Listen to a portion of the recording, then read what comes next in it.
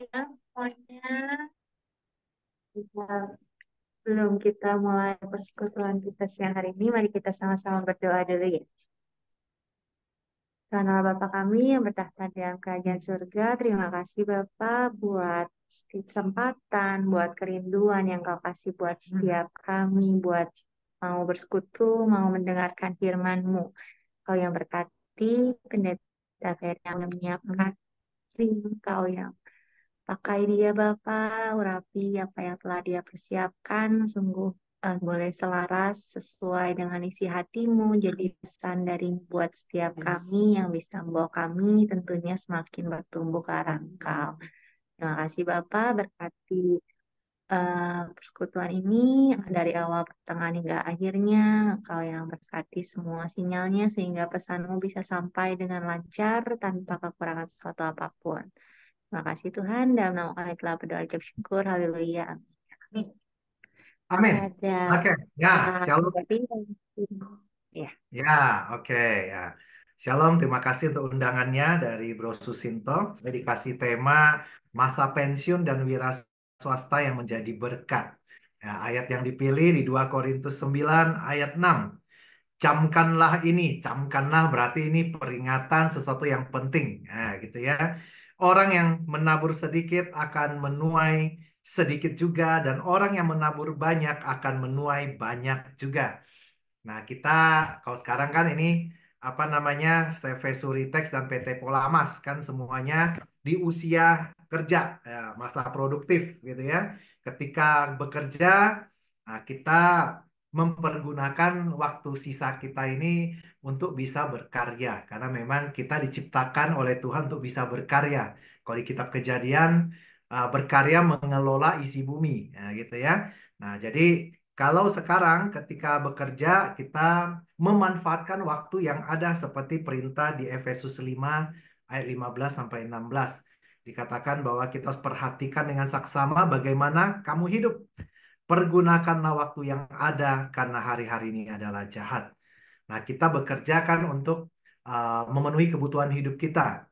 Dan untuk juga bisa membantu orang lain. Nah, ini adalah salah satu tambahan dari tujuan kita bekerja. Nah, kebutuhan hidup kita ya seperti makanan, tempat tinggal, sekolah, dan lain-lain gitu ya. Bahkan Alkitab bilang kalau orang yang tidak mau kerja lebih baik jangan makan. Itu ada di 2 Tesalonika 3:10. Nah, jadi kalau orang Kristen pasti hidupnya selama dia masih produktif dia akan bekerja. Tergantung panggilannya apa, ya. Nah, tetapi ketika setelah kita di masa produktif bekerja mengumpulkan harta dunia gitu ya, tentunya ada masa yang namanya masa pensiun.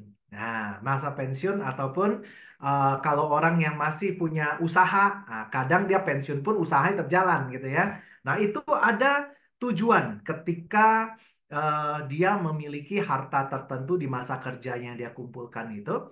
Nah, ini Alkitab sangat mengingatkan kita untuk bagaimana hidup kita setelah mendapatkan berkat jasmani ini, berkat duniawi. Nah, kita tadi di awal dikutip di 2 Korintus 9 ayat 6 itu diingatkan untuk kita harus banyak berbagi. Kenapa sih? Harus sampai segitunya bahkan tulisnya camkanlah. Nah, berarti ini peringatan gitu ya. Pertama di Alkitab mengatakan supaya ada keseimbangan. Di 2 Korintus 8 ayat 14. Maka hendaklah sekarang ini kelebihan kamu mencukupkan kekurangan mereka, agar kelebihan mereka kemudian mencukupkan kekurangan kamu, supaya ada keseimbangan. Bagi yang cukup, mungkin biasa kalau pensiun kan sudah ada tabungannya gitu ya. Atau orang yang usaha masih jalan gitu ya, punya tabungan gitu ya. Itu untuk membantu yang masih kekurangan. Tidak ada orang yang tidak bisa berbagi. Nah gitu ya, kenapa? Mendoakan orang pun berbagi. Ya kan kita punya waktu mengorbankan nyawa kita. Sisa waktu kita tuh nyawa. Makanya kalau ada Alkitab bilang di Injil, barang siapa yang mengorbankan nyawanya bagi saudaranya, itu ada kasih paling besar katanya. Nah kalau kita sempatkan waktu mendoakan orang aja, itu udah kasih paling besar. Karena mengorbankan sebagian waktu kita. Yang kita nggak tahu sampai kapan. Bisa aja besok kita waktunya gitu ya.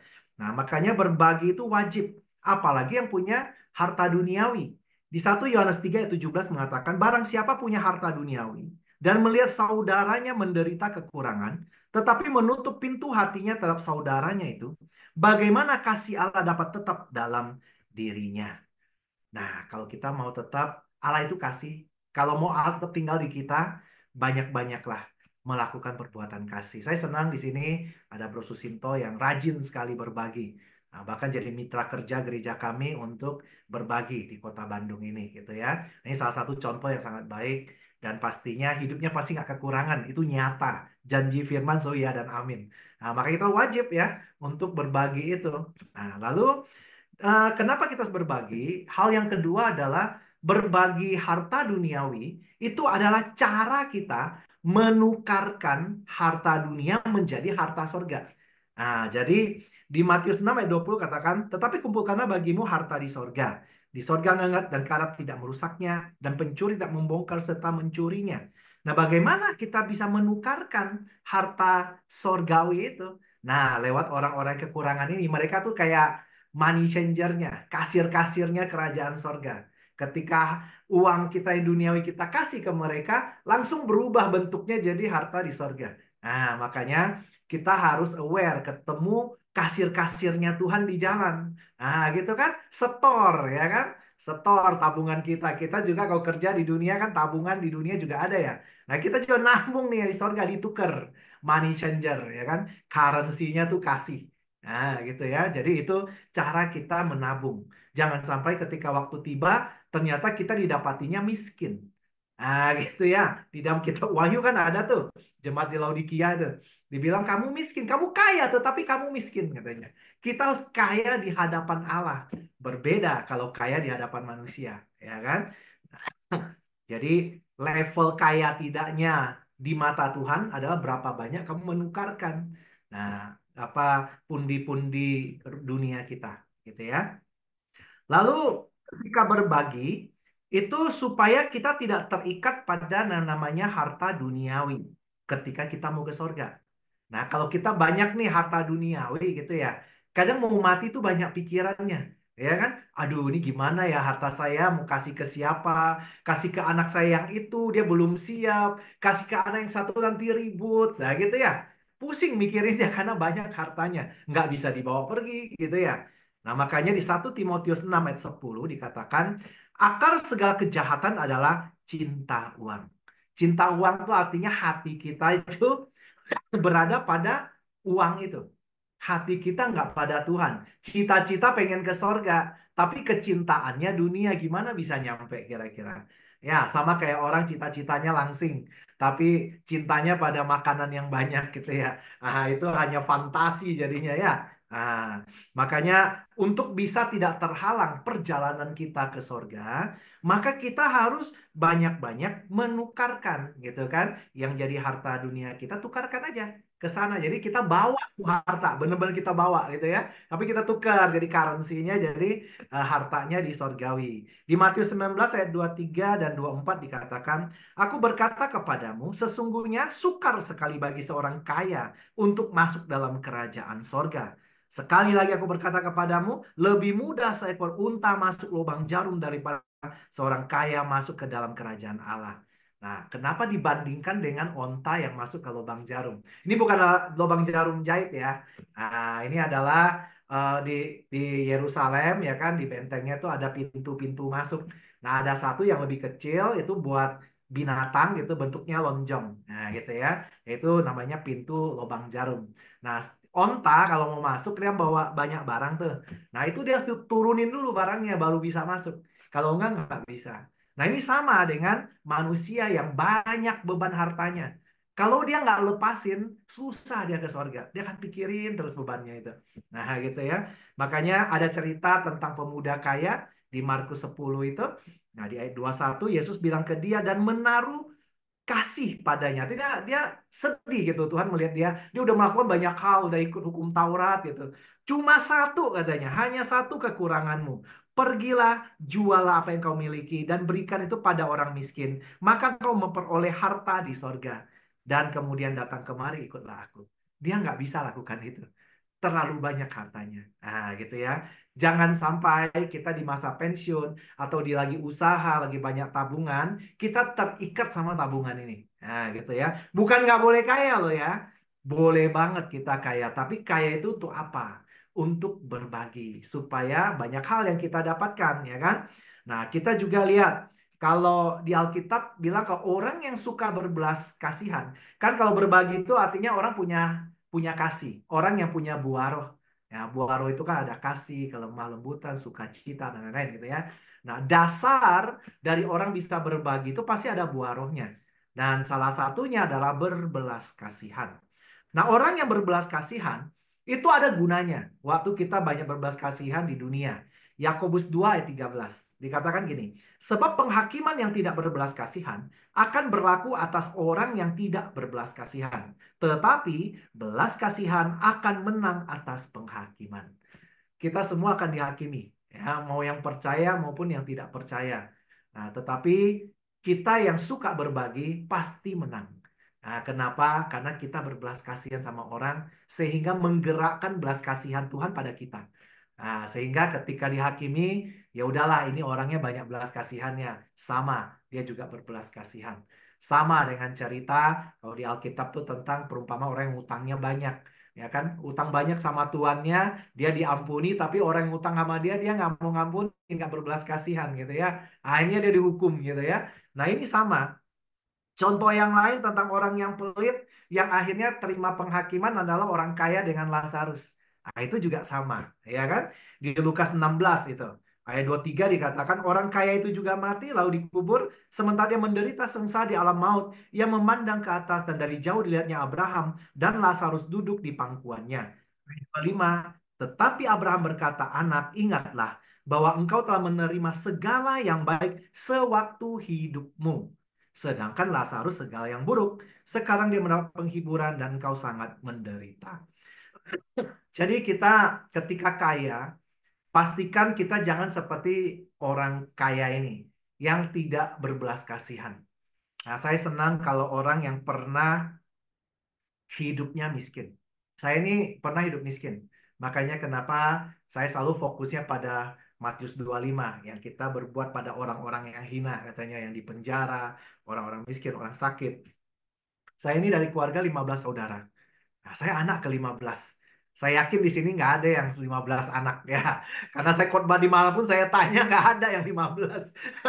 Ya, saya heran juga papa mama saya sehat sekali satu papa satu mama. Nah, karena dia Katolik kuno. Nah, dia Katolik yang sangat taat bahwa mereka nggak boleh pakai KB. Nah, kita hanya KB kalender aja. Sedangkan bapak saya tukang bubut, bengkel bubut gitu ya. Kalau di kota kecil saya di Pemangkat dekat Singkawang itu nggak punya bengkel lain. Nah, dia kota kecil tapi susah dapat orderan gede, harus pergi keluar kota ke Pontianak, Sintang gitu ya. Bikinnya mungkin pengkang atau apa. Nah, itu bisa setengah tahun baru pulang, 1 tahun baru pulang, sehingga KB kalendernya tidak berlaku. Pulang satu anak, pulang satu anak gitu ya. Nah, itu. Tapi akhirnya kehidupan kami sangat miskin. Nah, orang Chinese kayaknya kalau yang di Kalimantan Barat, kalau di Indonesia ya, kayaknya yang paling miskin tuh di Kalimantan Barat. Kami itu petani. Nah, gitu ya. Saya dari kecil udah biasa bertani. Namanya dulu pernah terkenal jeruk Pontianak. Nah, itu karena semua orang bertani di sana. Banyak kebun jeruknya gitu ya. Nah, jadi karena hidup miskin itu akhirnya saya menghargai yang namanya uang. Dan sangat dari kecil pasti fokusnya cari uang. Nah, tetapi karena itu apa namanya daerahnya adalah 1.000 kelenteng istilahnya gitu, di mana-mana dewanya banyak gitu ya, saya juga cari duitnya lewat itu. Nah, pakai jimat, pakai kedua ada porkas ya, ada SDSB gitu ya. Nah, kita bisa main judi yang resmi dari negara gitu ya. Nah, selalu tuh panggil arwah. Nah, panggil arwah untuk tanya besok keluarnya apa gitu ya. Nah, dari kecil saya udah cari duit karena pengennya kaya. Nah, akhirnya sekolahnya juga ambil jurusannya keuangan, accounting di Trisakti. Keluar saya tuh jadi konsultan keuangan, mainnya di pajak. Nah, karena fokusnya uang aja. Akhirnya kena kasus hukum masuk penjara 8 tahun karena masalah pajak. Nah, itu kenanya undang-undang money laundry karena undang-undang pajak belum mengatur yang saya lakukan. Nah, tapi masuknya ke money laundry karena uangnya besar, 1,3 triliun waktu itu. Nah, jadi akhirnya yaitu kalau kita kaya, tapi kekayaan itu bisa merusak. kalau tidak kita pakai sesuai firman. Nah, setelah saya mengerti firman, keluar dari penjara, bertobat, nah, dibaptis, nah, akhirnya baru belajar firman. Baru saya tahu ternyata bukannya tidak boleh kaya, tetapi bagaimana kita menggunakan kekayaan yang Tuhan berikan. Kita ini adalah pipa-pipa saluran yang dipakai oleh Tuhan. Setiap pundi yang dititipkan ada bagian orang lain. Nah, itu guys ingat. Setiap kali kita dapat sesuatu, ada bagiannya orang lain. Jadi pundi-pundi ini selain berkat, juga ujian bagi kita. Jadi pedang bermata dua nih.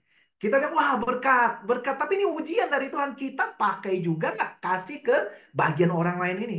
Nah, itu jadi ujian ketika kita terima. Nah, biasakanlah kita banyak berbagi. Supaya kita menang di ujian dan Tuhan perbesar pipa-pipa ini. Untuk memperbanyak lagi yang dia titipkan. Karena dia percaya kita bisa dipercaya dalam menyalurkan. Nah, gitu ya. Jangan pelit. Ya, ketika kita banyak berbagi, selalu ada jalan keluar ketika kita dalam kesesakan. Saya sudah banyak melewati kesesakan. Selalu ada jalan keluar. Kenapa? Karena tabur tuai itu. Ya kan? Kan kita menabur pada orang yang kesesakan. Nah, makanya ketika kita kesesakan, juga pasti ada jalan keluar. Tuhan berjanji itu. Tuh dalam firman-Nya banyak soal berbagi. Nah, gitu ya. Makanya Lukas 12 ayat 21 dikatakan, demikian jadinya dengan orang yang mengumpulkan harta bagi dirinya, jikalau dia tidak kaya di hadapan Allah. Pastikan kita kaya di hadapan Allah. Jemaat Laodikia itu orang-orang yang sudah punya Roh Kudus. Nah, makanya dikasih surat ditujukan pada malaikat yang menjaga di jemaat itu oleh Yohanes.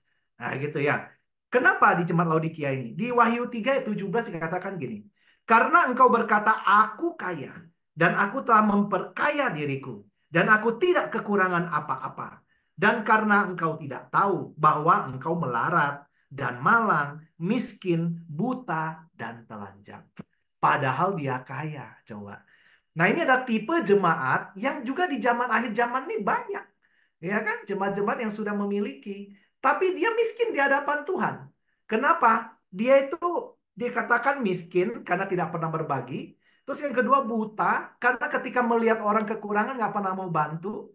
Telanjang. Telanjang tidak berpakaian. Nah, kita tahu di kitab Wahyu kain lenan putih itu adalah pakaian itu adalah perbuatan orang-orang kudus. Nah, kalau kita tidak berbuat, kita telanjang di hadapan Tuhan. Nggak bisa diterima di kerajaan sorga. Sehebat apapun doamu. Nah, gitu ya. Iman tanpa perbuatan mati. Ya kan? Kita dibenarkan oleh iman dan juga oleh perbuatan. Jadi nggak bisa kita menghilangkan yang namanya perbuatan. Perbuatan itu wujud dari kita dikasihi Tuhan. Bukti nyata bahwa Allah tinggal dalam kita. Kalau Allah tidak tinggal dalam kita, nggak mungkin kita bisa berbagi. Percaya deh. Kita akan mewarisi sifat-sifat dosa yang dari Adam. Apa itu sifat dosanya? Pelit, ego. Nah, gitu ya. Makanya di Yakobus 3:16, iri hati dan mementingkan diri sendiri adalah akar dari semua perbuatan jahat. Memikirkan diri sendiri. Nah, mulailah berbagi itu tidak harus sesuatu yang bentuknya uang, enggak. Di kantor misalnya ada yang butuh bantuan dan pekerjaannya dia udah lembur nggak selesai-selesai gitu ya. Ah itu bukan departemen saya nggak mau bantu, nggak boleh ya. Bantu. Saya juga punya perusahaan dan saya suka karyawan saya yang serba bisa. Saya pasti kasih nanti gajinya lebih tinggi, promosi lebih sering. Kenapa? Semua dia bisa, bisa diandalkan. Nah kita kok kerja, walaupun itu misalnya oh di departemen piutang, ini hutang, bukan bagian saya, kok kita kerjain dan kita tahu caranya, maka bos kita juga pasti senang karena ada cadangan, dia tahu semua nih. Nah, bikin kita sangat berguna bagi perusahaan. Lewat apa? Banyak berbagi. Nah, gitu ya. Sama di kerajaan Allah juga berlaku hukum yang sama. Nah, maka ayo kita benar-benar hidupi pengajaran Yesus bahwa selalu harus berbagi. Karena berbagi itu benar-benar membuat kita nanti berkenan di hadapan Tuhan. Dan kita nggak bisa bilang, oh Kristen itu mengajarkan kasih, tapi kita pelit. Ya, kita harus jadi Injil terbuka. Ketika orang lihat kita, dia tahu, oh ini orang Kristen nih pasti. Karena suka berbagi. Itu yang harus jadi image. Jangan sampai image-nya lari ke saudara kita yang di Buddhis, ya kan? Orang yayasan suci itu kan terkenal. Kalau dibilang suci, orang ingat aja apa? Banyak berbagi. Kan gitu ya? Nah, kenapa kok ingat Kristen nggak bisa begitu? Jadi pertanyaan, ya kan? Kita ya, saya pernah di tagline di sosial media, saya terpukul banget. Ada orang Buddhis di Suci itu dia tulisnya gini, Anda mengajarkan kasih, kami melakukan kasih. Nah, gitu. Terpukul banget tuh, ya kan? Dia hanya orang Kristen yang ngajarin kasih, tapi mereka pelaku langsung. Nah, ayo, jangan kalah. Ini adalah kompetisi yang sehat, ya kan? Kita berkompetisi dengan saudara kita di Buddhis, kita juga harus lebih baik karena Allah kita kasih. Oke? Oke, mari kita tutup dalam doa.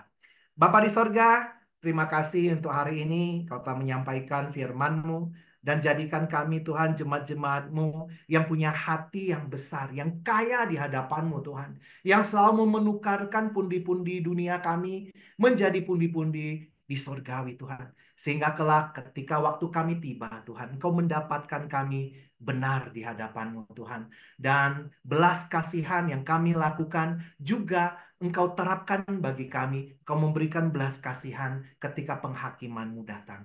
Terima kasih Bapa, dalam nama Tuhan Yesus, kita semua yang percaya, kita katakan amin. Oke, ya, saya kembalikan ke host. Ya, Terima kasih banyak Pak Pendeta Ferry ya udah mengingatkan kita buat melakukan kasih ya. Semoga kita ya, semua bisa jadi pelaku-pelaku kasihnya Tuhan ya. buat cuma waktu, kerjaan, uang semuanya ya yang bisa kita kasih. Nah, Nanti kalau ada yang mau ngomong bertanya boleh, ya masih ada sedikit waktu kalau mau tanya boleh. Nah, gitu ya. Jadi jangan sampai kita tidak mengerti tentang berbagi ini. Ya, ada yang mau bertanya mungkin? apa ada yang mau bertanya, boleh langsung Masih ada waktu open mic sedikit. aja. Ya, ya, kalau tidak ada, oke lanjut. Tapi kalau ada, silakan ya. Nah, kadang ada orang bilang, Pak, kalau berbagi tuh boleh dilihat orang nggak sih? Ada yang suka bilang, "Oh, sombong lu, pamer-pamer lu," gitu ya. Itu semua tergantung motivasi, ya. Karena di Alkitab pun berbagi itu ada ayatnya bahwa kebaikan kita harus dilihat semua orang, katanya di kitab Filipi, ya. Nah, tapi berarti motivasinya. Motivasinya untuk memuliakan Tuhan atau memuliakan diri sendiri. Nah, itu yang membedakan. Ah, gitu ya. Saya senang ketika Bro Susinto bagi-bagi itu dia pakai helm, pakai jaket, nggak ketahuan siapa, ya kan? Nah, itu bukan untuk memuliakan dirinya. Nah, itu untuk memuliakan Tuhan, gitu kan? Nah, dan nggak pernah dan berbagi itu minta-minta dikasih nomor rekening, gitu ya? Nggak, gitu kan? Itu tanda bahwa motivasinya benar. Gitu. Kalau berbagi motivasi nggak benar, fotonya ada 50 foto, berbaginya cuma sekali gitu ya. Nah, itu nggak tahu ya dimuliakan siapa. Nah, itu mungkin membedakan ya. Oke. Ya, ada lagi mungkin. Hmm. Ya, kalau tidak ada silakan lanjut.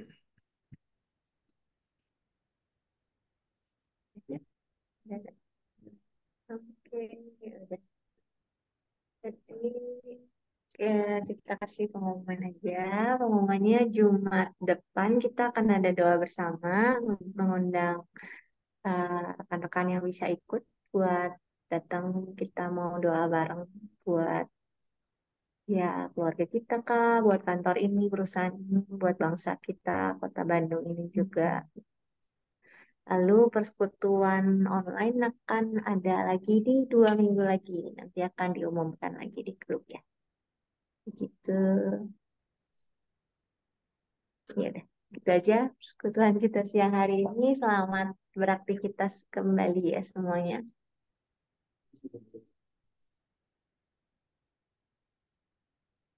Ya, ada doa penutup? Penutup, oh boleh minta tolong sama Pak Pendeta Ferry ya? Oke, Iya. saya minta Pendeta Elsa aja doa penutup. Ya, Sis Elsa, ya. Oke, yuk kita satukan hati ya. Terima kasih Bapak, terima kasih Tuhan Yesus, terima kasih ya Roh Kudus buat anugerah kasih karuniamu Tuhan. Kami boleh menerima kebenaran firman-Mu pada siang hari ini Tuhan. Dan kami sungguh yakin dan percaya Engkau memberkati seluruh sidang jemaat dari persekutuan Suri Pola ini Tuhan, dan terus Kau nyatakan pertambahan-Mu, Kau nyatakan hikmat-Mu, Kau nyatakan berkat-berkat-Mu Tuhan, dan saat ini di dalam nama Yesus Kristus Tuhan, kami sungguh yakin dan percaya Bapa, hanya anugerah kasih karunia-Mu Tuhan yang berdaulat penuh atas kehidupan seluruh sidang jemaat persekutuan Suri Pola ini Bapa. Di dalam nama Yesus Kristus Tuhan, kerajaan-Mu datang, kehendak-Mu jadi, dan terjadilah seperti apa yang sudah Kau nyatakan atas setiap seluruh sidang jemaat Suri Pola ini Bapa. Dalam nama Yesus Kristus Tuhan, sepakat kita katakan amin. Tuhan Amin. Yesus Oke, berkati. Tuhan berkati. Ya. Terima kasih dan berkati. Ya, makasih Pak atas pelayanannya. Tuhan berkati. Bu Elsa, Ya, Tuhan makasih. berkati. Tuhan berkati. Ya, Tuhan berkati.